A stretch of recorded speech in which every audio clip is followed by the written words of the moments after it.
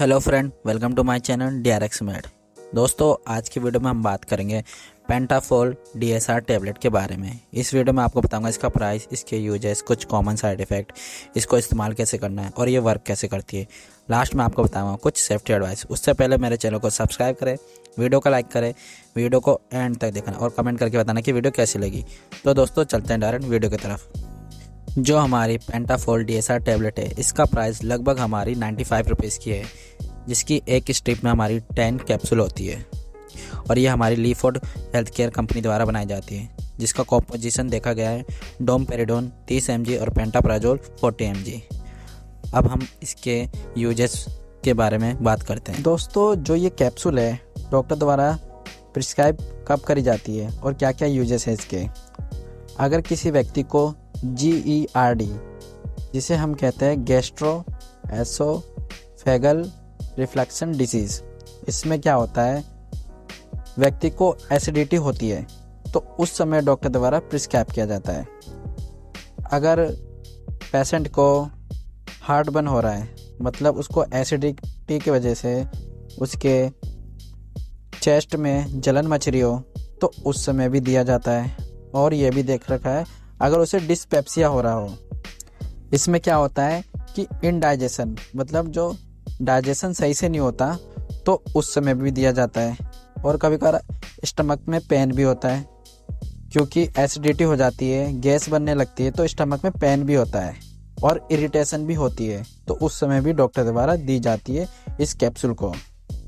दोस्तों, ये भी देखा गया है अगर किसी व्यक्ति को NSAID की मेडिसिन प्रिस्क्राइब किया जाता है, जिसे हम कहते हैं non steroidal anti inflammatory drug, जिसमें हमारा आता है कोई भी दर्द की होती है दवाई, जिसमें आप देखा होंगे कि ब्रूफेन हो गया हो, फ्लेक्सन हो गया हो, दर्द की दवाई होती है, तो उस समय डॉक्टर द्वारा ये एडिशनल में प्रिस्क्राइब किया जाता है इस कैप्सूल को। जिससे क्या होता है, जब आप इस मेडिसिन को खाते हो दर्द की, तो वो एसिड सिक्रेशन ज़्यादा करने लगता है, जिसकी वजह से एसिडिटी और छाती में जलन होने के चांसेस बढ़ जाते हैं और पेट में भी दर्द होने के चांसेस बढ़ सकते हैं। तो उसको कंट्रोल करने के लिए भी डॉक्टर द्वारा प्रिस्क्राइब किया जाता है इस कैप्सूल को।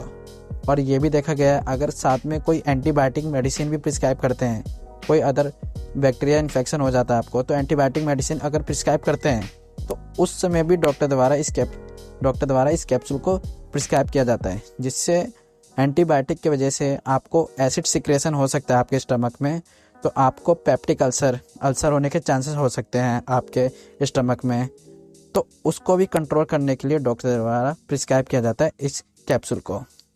तो दोस्तों, ओवरऑल जो देखा गया है इस कैप्सूल का यूजेस, अगर आपके स्टमक में एसिडिटी सिक्रेशन ज़्यादा हो जाता है, तो आपको पेप्टिक अल्सर होने के चांसेस हो जाते हैं, तो उसको कंट्रोल करने के लिए डॉक्टर द्वारा दी जाती है इस कैप्सूल को।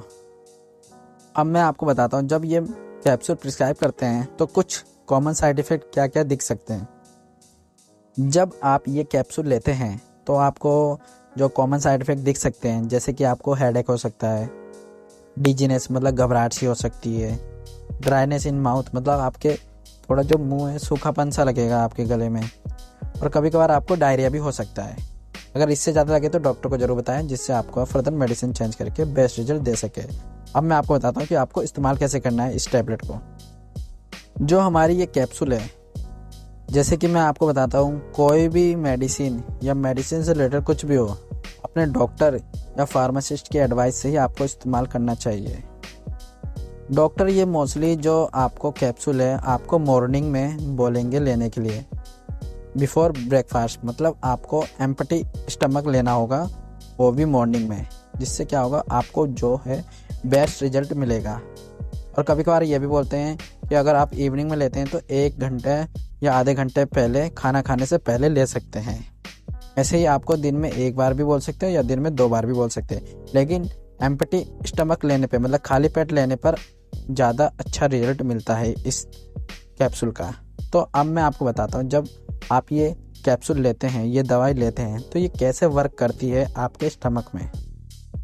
दोस्तों, इसके अंदर हमारा डोमपेरिडोन और पेंटाप्राजोल है, ये दोनों मिलके वर्क करता है। जो हमारा डोमपेरिडोन है, ये क्या है, एक टाइप का प्रोकाइनेटिक है।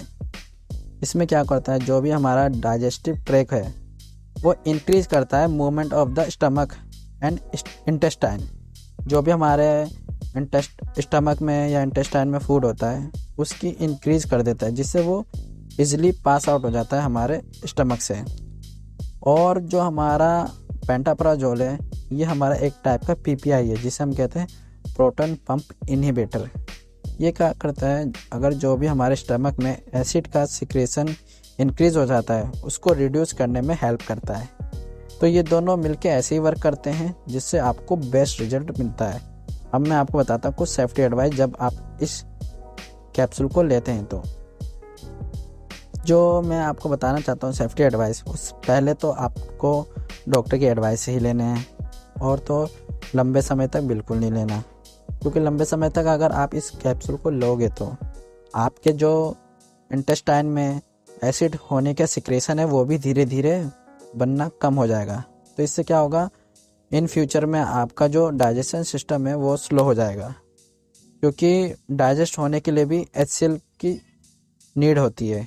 तो हमारा बॉडी में से जो स्टमक में HCl सिक्रेशन होता है, जिसकी वजह से हमारा जो फूड होता है वो डाइजेस्ट अच्छे से होता है। लेकिन ज़्यादा मात्रा में होता है तो वो पेप्टिक अल्सर भी हो जाता है, उसकी वजह से पेट में प्रॉब्लम होती है, अल्सर होने के चांसेस हो जाते हैं। लेकिन अगर इसको लंबे समय तक लोगे तो क्या होगा, आपका जो एसिड सिक्रेशन वो भी धीरे धीरे कम हो जाएगा, जिसकी वजह से डाइजेस्टिंग सिस्टम स्लो हो जाएगा। तो ये है आपका। और जो कोई प्रेग्नेंट लेडी है और ब्रेस्ट फीडिंग लेडी है, कृपया करके डॉक्टर की एडवाइस ही आप इस मेडिसिन को ले सकते हैं। और अदरवाइज किसी को किडनी या लीवर की प्रॉब्लम है तो डॉक्टर को ज़रूर बताएं।